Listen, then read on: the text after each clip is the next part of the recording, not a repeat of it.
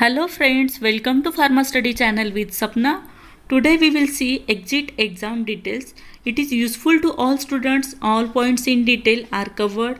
If you have to know all in detail, then watch this video up to the last. In Gazettes of India on 24th Feb 2022, exit exam for diploma in pharmacy students is declared. According to PCI norms, one circular is generated on 2nd March 2022. They have given all details of exam, which types of exam will be conducted, what will be the syllabus for the exam, and how many attempts you have to give for this exam. All details are given in that type of circular.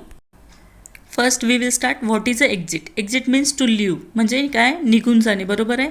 If you have completed D form second year then you are exited from the D form second year, but it is not completely exit. म्हणजे तुम्ही completely exit झालात असं नाही त्याचा meaning होत. जेव्हा तुम्हाला as a resistor pharmacist म्हणून तुमचं लायसन्स मिळतं, तुमचं रजिस्ट्रेशन होतं, then you are completed the D form second year, बरोबर आहे.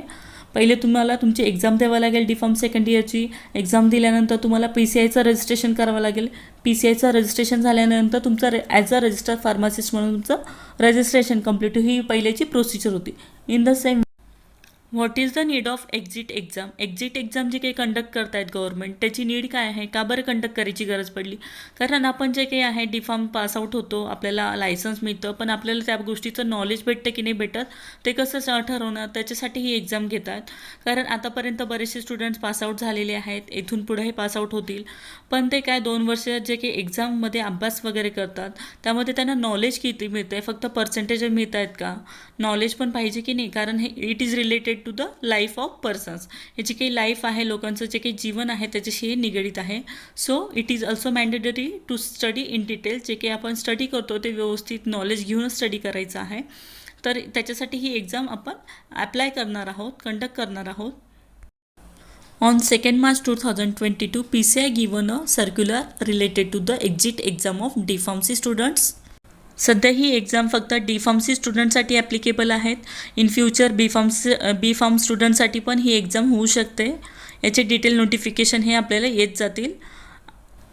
नाव we will see its eligibility criteria. त्याची इलिजिबिलिटी क्रायटेरिया काय आहे ते आपण बघूयात.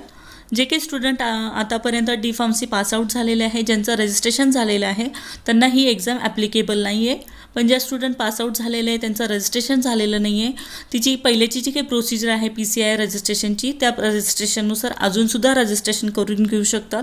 कारण याचे डिटेल्स आणखी आलेले नाही आहेत. Now we will see the exam pattern in detail. ही एक्झाम जी आहे त्याचे डिटेल्समध्ये आपण एक्झाम पॅटर्न बघणार आहोत.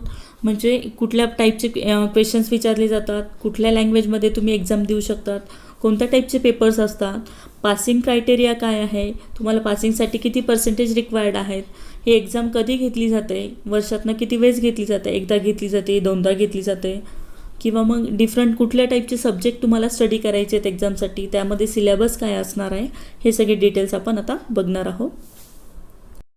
ह्या एक्झिट एक्झाममध्ये डिफरंट टाईपचे सब्जेक्ट इन्क्लूड केलेले आहे तुमच्या डी फार्मसी सिलेबसमधलेच. त्यामध्ये आहेत pharmaceutics, pharmaceutical chemistry, pharmacology, pharmacognosy, hospital and clinical pharmacy, drug store and business management. हे 6 सब्जेक्ट आहेत. त्याच्यावरती तुम्हाला सगळे MCQs throughout the chapter तुम्हाला लर्न करायचे आहेत, स्टडी करायचं आहे डिटेल. त्याच्यावरती जे काही MCQs आहेत ते तुम्हाला सॉल्व करायचे आहे, प्रॅक्टिस करायची आहे, आणि त्या टाईपमध्ये तुम्ही एक्झामचं प्रिपरेशन हे करू शकता. Exit exam is totally MCQ based, that is a multiple choice question. There are some objectives. याच्यामध्ये ऑब्जेक्टिव्ज असणार आहेत. तुम्हाला 4 ऑप्शन्स असणार आहेत. त्या ऑप्शन्समधून तुम्हाला सिलेक्ट करायचं आहे. That is a exam pattern. It is totally conducted in a English language. जी काही इंग्लिश लँग्वेज आहे त्या इंग्लिश लँग्वेजमध्येच तुम्हाला एक्झाम द्यावी लागेल. जेव्हा तुम्ही एक्झामचं प्रिपरेशन करता तुमच्या, तेव्हा तुम्ही जो चॅप्टर रीड केला आहे त्याच्यावरचे जे काही मेन पॉईंट्स आहेत ते हायलाईट करायचे, किंवा त्याच्या खाली अंडरलाईन वगैरे करायचे, आणि ते जे काही पॉईंट्स आहेत ते नंतर तुम्ही रिमेंबर वगैरे करू शकतात. प्लस जो काही चॅप्टर तुम्ही रीड केला आहे त्याच्या अंडरच बुकमध्ये वगैरे डिफरंट टाईपचे MCQs पण सॉल्व करून दिलेले असतात. ते MCQ स्टडी करायचे. हे सगळ्या पद्धतीने तुम्ही डिटेलमध्ये जेव्हा स्टार्टिंगपासून स्टडी कराल तेव्हा तुम्ही ही एक्झाम इझिली पासआउट होऊ शकता आणि तुम्हाला इझिली लायसन्सही मिळू शकतं. Exam will be conducted twice a year. ही जी काही एक्झाम आहे ती वर्षातनं 2दा घेतली जाईल. तुम्ही 2 वेळेस एक्झाम देऊ शकता. There are total 3 papers, total 3 paper असणार आहेत. 50% marks are required for passing in each paper, that is a separate passing. जो काही पेपर आहे जेवढ्या मार्कांचा आहे, किती मार्क्सचा आहे ते आणखी डिसाईड झालेलं नाही आहे, पण अबाउट दॅट 50% जे काही मार्क्स आहे त्याच्यापैकी तुम्हाला 50% मार्क्स हे पासिंगसाठी लागणार आहे. All papers should be clear in single attempts. जे काही 3 पेपर आहेत, तिन्ही पेपर तुम्हाला सिंगल अटेम्प्टमध्येच पास करायचे आहेत, क्लिअर करायचे आहेत. तुमचे 2 पेपर तुम्ही क्लिअर केले, 1 पेपर जर बाकी असेल तर तो तुम्ही इलिजिबल नसणार आहात, तुम्हाला ती एक्झाम परत द्यावी लागेल. जे काही स्टुडंट्स आता ॲपिअरिंग आहेत फार्मसीसाठी, ते स्टुडंट्स आतापासूनच ह्या सब्जेक्टचा अभ्यास चालू करा. ही एक्झाम ही टोटली MCQ बेस्ड आहे, मल्टिपल चॉईस क्वेश्चन्स असणार आहेत. तुम्हाला त्याच्यासाठी डिटेल स्टडी करायचं आहे. जे की तुम्ही चॅप्टर स्टडी करणार आहात ते चॅप्टर तुम्हाला डिटेलमध्ये स्टडी करायचे आहेत, MCQ बेस्ड स्टडी करायचं आहे आणि एक्झाम ही तुम्हाला फेस करायची आहे फ्युचरमध्ये. Number of times you can give the exam. तुम्ही किती पण वेळेस ही एक्झिट एक्झाम ॲपियर करू शकता, पण तुम्हाला सिंगल अटेम्प्टमध्येच म्हणजे एका वेळेस तिन्ही पण पेपर हे पास झाले पाहिजे. Timing is 3 hours per paper. 3 तास हा प्रत्येक पेपरसाठी तुम्हाला टायमिंग अलॉट केलेला आहे आणि 3 दिवस तुमचे पेपर असतील, त्याच्याप्रमाणे तुमचं शेड्यूल हे येईल. इन फ्युचर जे काही स्टुडंट सेकंड इयर ॲपिअरिंग आहेत किंवा फर्स्ट इयरचे आहेत, तुम्ही जेव्हा सेकंड इयर पासआउट व्हाल तेव्हापर्यंत जर ही एक्झाम ऑथॉरिटी हायर केली गेली तर तुम्हाला ही एक्झिट एक्झाम पासआउट करावी लागेल. सेकंड इयर पासआउट झाल्यानंतर तुम्हाला ही एक्झाम फेस करावी लागेल. पण तोपर्यंत जर एक्झाम एजन्सी हायर केली गेली नाही, याचे नोटिफिकेशन वगैरे आलं नाही, तर पहिल्याची जी काही प्रोसिजर आहे PCI रजिस्ट्रेशनची, फार्मसिस्ट रजिस्ट्रेशनची, ती तुम्हाला फॉलो करावी लागेल. याचे जे काही डिटेल नोटिफिकेशन वगैरे आहे ते तुम्हाला नंतर येऊ शकतात. जसं की आपल्याला मार्केटमधनं एखादी वस्तू जर परचेस करायची असेल, आपण काय करतो, ऑनलाईन सर्च करतो, आपले जे काही फ्रेंड सर्कल आहेत त्यांना विचारतो, आणखी डिफरंट शॉपमध्ये व्हिजिट करून तिथं बघतो की ही आहे का व्यवस्थित, त्याची क्वालिटी कशी आहे, कोणता लेटेस्ट ब्रँड कोणता चालू आहे, सगळ्या गोष्टी आपण तिथं व्हेरीफाय करतो. बरोबर आहे.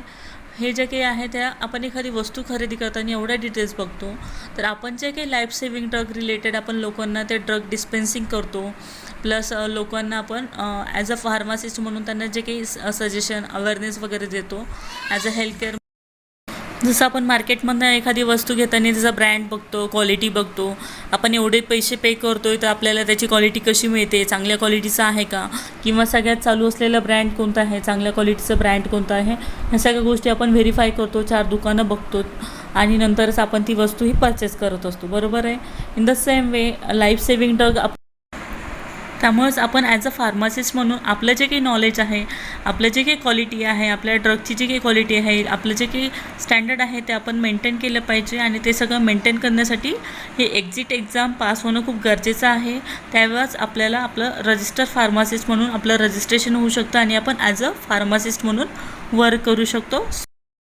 आय थिंक सगळ्यांना कळालं असेलच एक्झिट एक्झाम काय आहे, त्याचं स्ट्रक्चर कसं आहे, कुठला सिलेबस इन्क्लुडेड आहे आणि किती पेपर्स आहे, त्या पेपरचं स्ट्रक्चर कसं आहे, किती वेळेस आपण एक्झाम देऊ शकतो, कोण कोण एक्झामला इलिजिबल आहे. एक्झिट एक्झाम पासआउट झाल्यानंतर तुम्हाला diploma in pharmacy exit examination certificate म्हणजेच DPEE सर्टिफिकेट तुम्हाला इश्यू होतं. हे सर्टिफिकेट तुम्हाला PCI रजिस्ट्रेशनच्या वेळेस सबमिट करावं लागतं आणि ते सबमिट केल्यानंतर तुमचे बाकीचे डॉक्युमेंट्स व्हेरीफाय होऊन तुमचं PCIचं रजिस्ट्रेशन होतं. ॲज अ रजिस्टर फार्मासिस्ट म्हणून तुम्ही वर्क करू शकतात आणि तुम्हाला लायसन्स हे अलॉट होतो. I think this video will be beneficial for you and clear your doubts and queries. तुमचे जे काही डाऊट्स असतील, क्वेरीज असतील, त्या सगळ्या सॉर्ट आउट झाल्या असतील. All the best students for your exit exam preparation. If you are a new member, please click on bell icon and subscribe my channel for next updates, and please do like, share and comment on this section. Thank you.